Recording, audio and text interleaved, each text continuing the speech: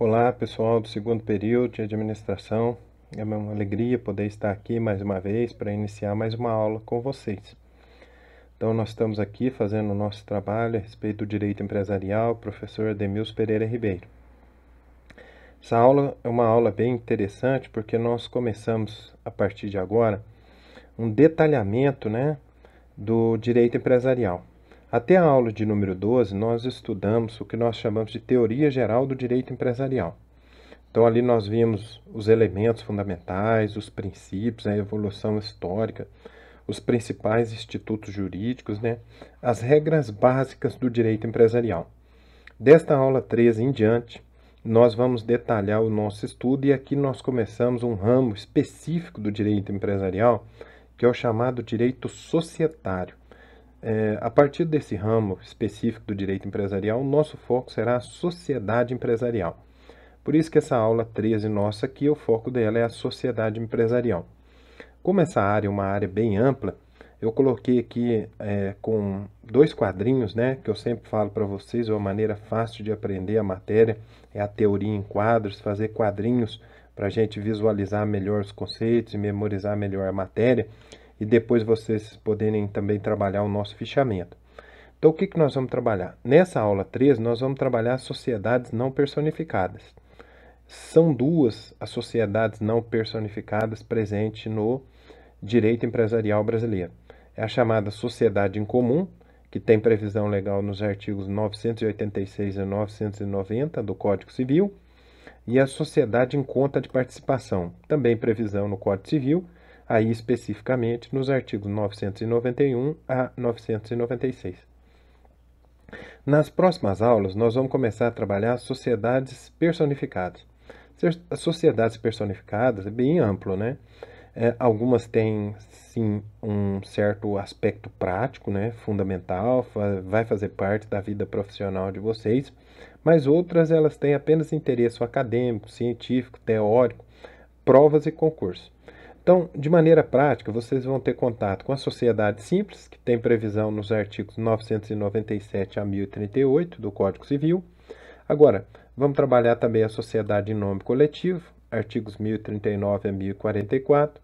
A sociedade em comandita simples, artigos 1045 a 1051. A sociedade limitada, ela sem dúvida nenhuma vai ter na vida prática profissional de vocês muita relevância. Então, aqui nós temos que ter uma atenção bem especial. Ela está prevista nos artigos 1052 a 1089. A sociedade em comandita por ações, ela está prevista na Lei 6.404/76, é a Lei das SAs, e tem previsão no Código Civil também, nos artigos 1090 a 1092.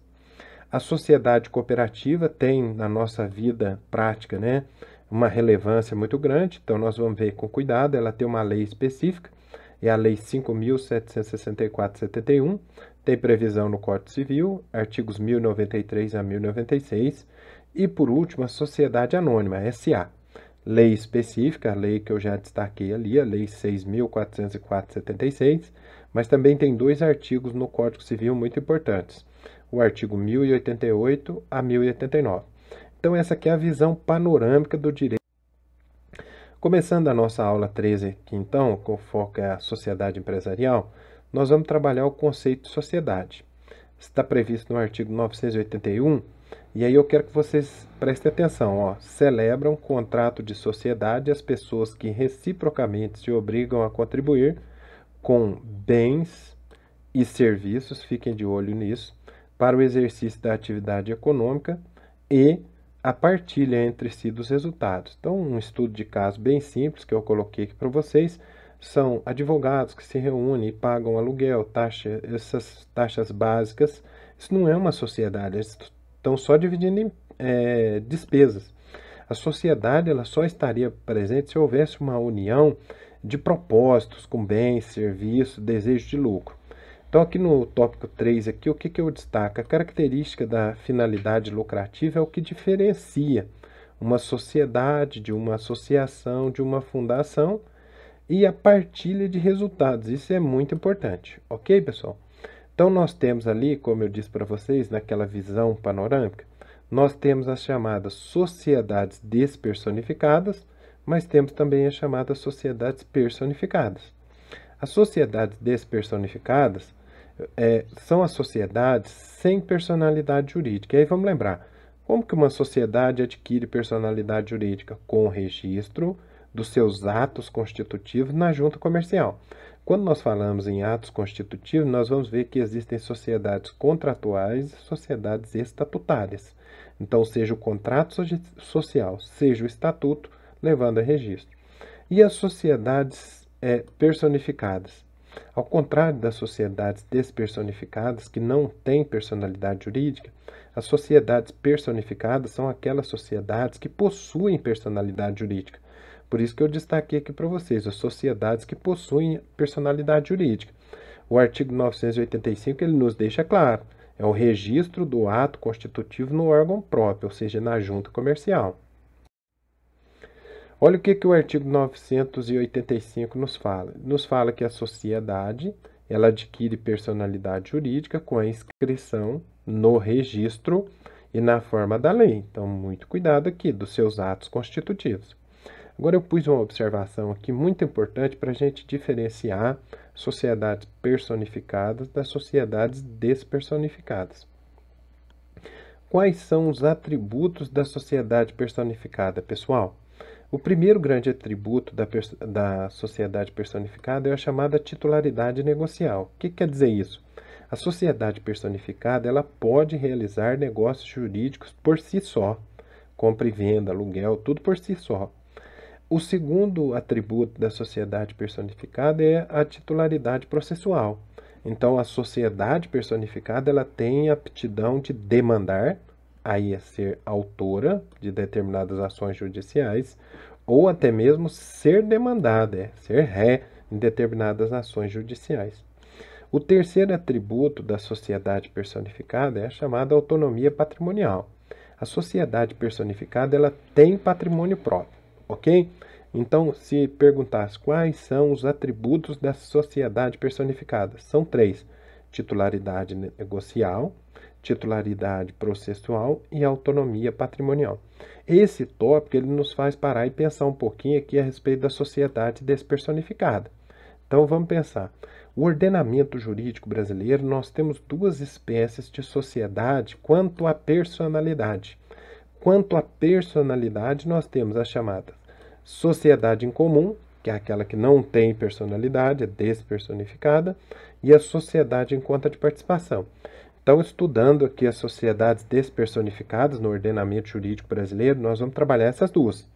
A primeira parte aí nós vamos trabalhar a sociedade em comum e na sequência a sociedade em conta de participação. Vamos lembrar uma pegadinha de provas e concurso, que é qual o tipo de nome usado pela sociedade em conta de participação. E aí nós vamos rimar. Em conta de participação, não tem nome empresarial. Começando os detalhes aí, as regras jurídicas a respeito da sociedade em comum, ela tem previsão legal, como eu disse ali para vocês, do artigo 986 e seguintes do Código Civil.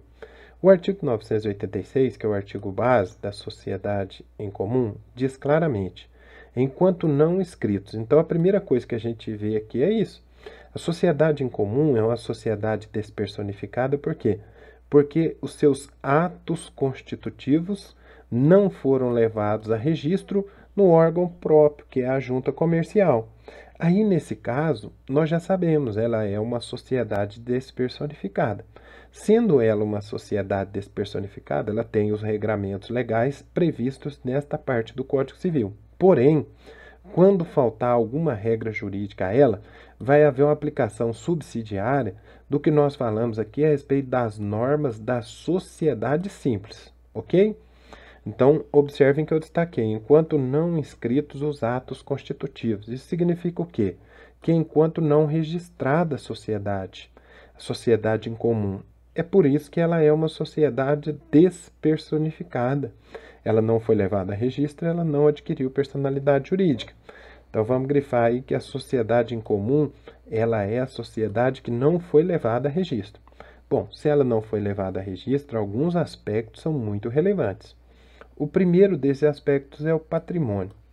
O que ocorre com o patrimônio da sociedade em comum, sendo que ela não foi levada a registro? sendo que ela não tem personalidade jurídica? Bom, como visto, a sociedade despersonificada ela não tem autonomia patrimonial, que foi o que nós falamos. Se ela não tem autonomia patrimonial, porque a autonomia patrimonial é um dos 3 atributos que nós conversamos ali atrás a respeito da sociedade personificada. Portanto, a sociedade em comum, ela sendo uma sociedade despersonificada, o patrimônio dela é chamado de patrimônio especial. Então, veja, é um patrimônio especial. Aí esse patrimônio, ele não é da sociedade, é um patrimônio dos sócios, que são cotitulares. Tanto que eu coloquei aqui para vocês o artigo 988 do Código Civil, que diz claramente, olha comigo, os bens e as dívidas sociais constituem patrimônio especial, do qual os sócios são titulares em comum, ok? Aí nós vamos ter então a responsabilidade. Então na letra A a gente viu o patrimônio, na letra B nós vamos ver a responsabilidade da sociedade em comum. Quanto à responsabilidade, o que é muito importante a gente destacar? A responsabilidade do sócio na sociedade em comum é uma responsabilidade ilimitada. Portanto, o que nós temos aqui? O sócio ele responde com os seus bens pessoais por dívidas da sociedade. Então veja, o sócio responde com os bens pessoais por dívidas da sociedade. Cadê a base legal? A base legal, o fundamento legal é o artigo 990, que diz claramente: todos os sócios respondem solidária e ilimitadamente pelas obrigações sociais, excluído o benefício de ordem. Aqui o benefício de ordem é aquele benefício que tem previsão no artigo 1024. O que é o benefício de ordem? Eu vou detalhar aqui com vocês. Primeiro lugar, nós vamos retirar os bens da sociedade. Depois, em segundo lugar, que nós vamos retirar os bens dos particulares. Então, olha o que diz aí o artigo 1024. Os bens particulares dos sócios não podem ser executados por dívidas da sociedade, senão depois de executados os bens principais. Então, a princípio, o que deve ocorrer aqui? Todos os sócios têm benefício de ordem. Quando nós falamos em benefício de ordem, primeiro atinge o bem, o patrimônio da empresa, depois os bens, o patrimônio do sócio. Só estando excluído do benefício aquele que contratou pela sociedade. Então, nós temos que tomar muito cuidado. Aqui nós temos os bens particulares, eles pertencem ao sócio, e os bens sociais pertencem também ao sócio. Portanto, o sócio ele já responde diretamente por dívidas da sociedade. Por esse motivo, nós vamos ver que o artigo 990, ele menciona ali, como eu acabei de ler com vocês, a chamada responsabilidade solidária. Há uma solidariedade entre os sócios e até mesmo a sociedade em comum. Continuando aqui o nosso trabalho a respeito da regra do benefício, ela tem o intuito de regular tipo de bem será expropriado, tá certo? Agora, na letra C, nós vamos trabalhar a questão da prova. Aqui é uma questão muito importante. Quando nós estamos diante de uma sociedade em comum, que eu falei para vocês, que prova demonstra a contratação com a sociedade ou que o sócio é seu integrante? Isso é muito complicado juridicamente, né? Aí a lei, ela desmembra 2 aspectos importantes. Primeiro, o sócio ele pode provar por escrito. Então, o sócio por escrito é a chamada prova documental. Já o terceiro que contratou com a sociedade, ele pode provar por qualquer meio. E aqui eu daria o exemplo da prova testemunhal. Então vejam comigo no artigo 987, o que o Código Civil diz? Os sócios, nas relações entre si e com o terceiro, somente por escrito. Então, somente por escrito significa somente por prova documental. Podem provar a existência da sociedade, mas os terceiros podem prová-la de qualquer modo. Ok, pessoal? E se for levada a registro? Então, imagina comigo que a sociedade em comum passou um determinado tempo, ela foi levada a registro. O que nós temos? Caso o ato constitutivo dessa sociedade seja levado a registro, então eu peguei o ato constitutivo e levei a registro, será necessário observar a regra contida no artigo 985 do Código Civil. Portanto, aquela sociedade que era uma sociedade despersonificada, ela passa a ser uma sociedade personificada. não é? Aí a espécie de sociedade personificada, ela vai depender do ato constitutivo. No momento do ato constitutivo, o que eu disse, se eu não disse, fiquei silente, o que eu vou definir depois. Bom, encerrando ali aquela primeira parte em que nós estudamos então a sociedade em comum, agora o nosso foco é a sociedade em conta de participação. Sociedade em conta de participação, a primeira coisa que eu quero que vocês entendam bem claramente aqui comigo, ela é uma sociedade muito usada no ramo imobiliário. Então, a sociedade em conta de participação, SCP, é muito usada no ramo imobiliário. A previsão legal dela, eu já falei para vocês, é do artigo 991 e seguintes. No primeiro artigo, o artigo 991, nós temos o seguinte: a sociedade em conta de participação, a atividade constitutiva do objeto social é exercida unicamente pelo sócio ostensivo. Então, vamos prestar atenção nisso. Na sociedade em conta de participação, a atividade constitutiva do objeto social, ela é exercida exclusivamente pelo chamado sócio ostensivo. E aí nós temos o seguinte: no seu nome individual e sob sua própria e exclusiva responsabilidade, participando os demais dos resultados correspondentes. Então, se perguntasse qual é a estrutura da sociedade em conta de participação, nós vamos ver que estruturalmente a sociedade em conta de participação, ela tem duas categorias de sócios, que eu quero que vocês marquem bem. A sociedade em conta de participação, ela tem uma primeira categoria de sócio, que é o chamado sócio ostensivo. Esse sócio, nós destacamos aqui três características importantes dele. A primeira, ele exerce o objeto social. A segunda, a responsabilidade é exclusiva dele. E a terceira, ela age em seu nome individual. Então, prestem atenção, hein? Quanto à estrutura da sociedade em conta de participação, ela tem dois tipos de sócio. O primeiro e mais importante é o sócio ostensivo. Depois nós temos o chamado sócio participante. O sócio participante, ele era antigamente chamado de sócio oculto, mas essa nomenclatura ela traz um viés muito negativo e por isso hoje não é usada mais. O sócio participante é aquele que participa dos lucros, ok? Então, a sociedade em conta de participação, ela não tem nome empresarial, gente. Ela vai exercer a atividade empresarial, ela vai agir no meio empresarial com o nome individual do sócio ostensivo, tá certo? Então, tudo é realizado em favor do objeto social, mas sem o nome do sócio ostensivo, em nome do sócio ostensivo. Então, vamos ver um exemplo que é sempre muito esclarecedor. O sócio ostensivo, ele ocupa o polo passivo em eventual ação judicial ajuizada contra a sociedade em conta de participação. Então, alguém foi lesado por uma determinada sociedade em conta de participação e entrou com uma ação judicial. Quem vai figurar no polo passivo daquela ação? Quem vai ser réu naquela ação? Será ré a sociedade em conta de participação? Não. O réu será o sócio ostensivo, porque em nome dele está sendo exercida essa atividade empresarial. Na letra B, o que nós vamos trabalhar? A prova. A prova sempre muito importante. Como é que nós vamos provar a existência, né, dessa sociedade?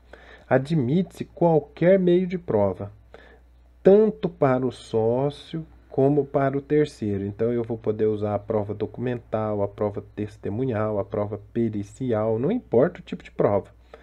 Olha o que diz aí o artigo 992, que ele diz que a constituição da sociedade em conta de participação independe de qualquer formalidade e pode provar-se por todos os meios de direito. Então, não há uma restrição probatória. Ela pode ser provada por todos os meios. Agora, vamos trabalhar na letra C, a responsabilidade, né? Já falamos ali, mas aqui fica mais detalhado. Então, quanto à estrutura, a sociedade em conta de participação, ela tem dois sócios. O primeiro é o sócio ostensivo. Qual é a responsabilidade? Ele responde perante terceiros. O segundo é o sócio participante. Ele não responde perante terceiros. Tá certo? Vamos ver um aspecto importante também, que é a admissão de novo sócio. posso admitir novo sócio na sociedade em conta de participação? Nós temos previsão legal para isso.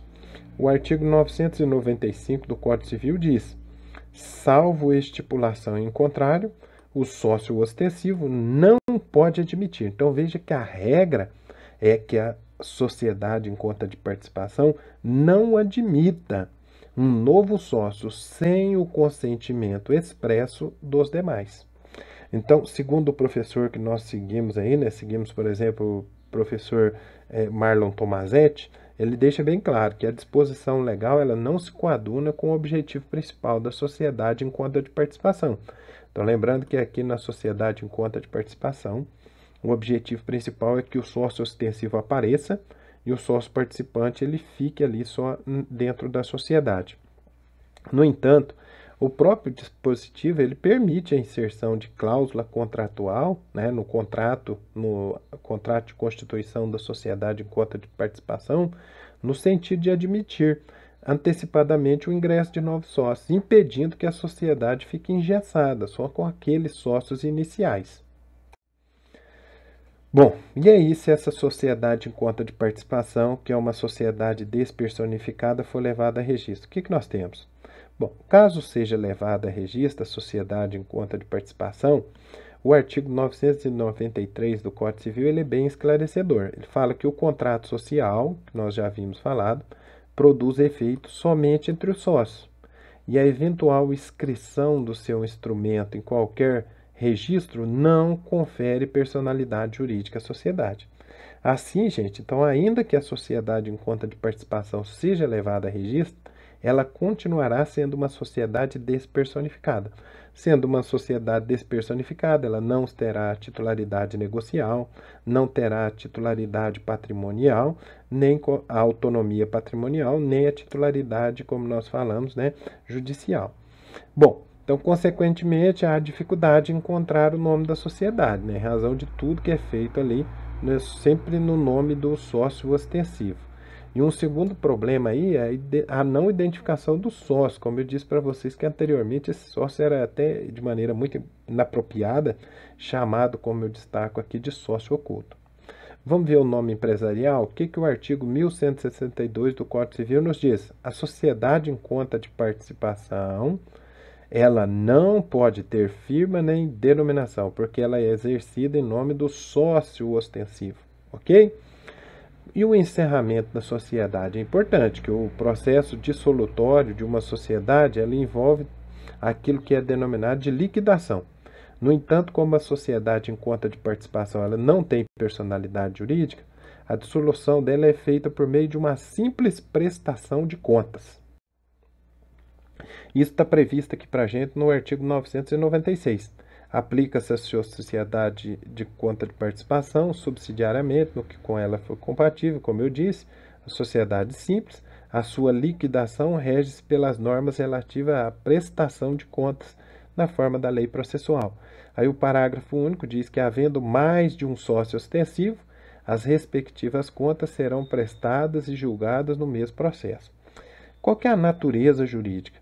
A doutrina ela diverge muito acerca da natureza jurídica da sociedade em conta de participação, como se efetivamente fosse uma sociedade. Então, alguns dizem que realmente é uma sociedade, né? Outros dizem que não é uma sociedade empresarial, é uma mera pessoa jurídica. E isso fica uma discussão aí aberta para que vocês possam refletir também. Bom, nosso esqueminha, para que a gente possa dar uma revisada rápida, né? Nosso método de estudo esquematizado, ou método de estudo fichamento.